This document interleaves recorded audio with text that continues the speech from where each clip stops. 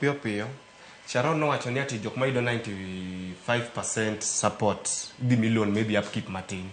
Tada wacho ni government ni according to awach ni atigi which kora a pretend ni an PS mar education. Aya. Awacho ni first band mi jomodhier. Wacho ni jomodhier sana first band.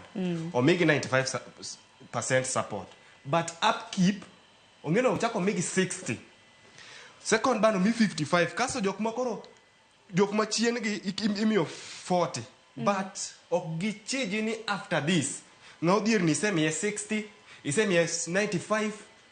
Ka gik ni koro chudo, odo ka koro en gi loan mang'eny. Ok onyal kata apply tich. For example, sani no apply tich moro nen kaka PLC. Ing'isi ni ya gidwaro jomo graduate 2020 kabiro malo. To gidwaro clearance certificate from HELB. Ana asetieko fourth year. HELB noseorona pesa. An gi loan gi mar 100,000 gi kini 87 last I check. Koro ng'isa ni ya ng'ani tijno pok apply nikech clearance certificate pok achulo 100. Ing'eni mana to ni 130. Pesa michul godo certificate kada mna yudo boke.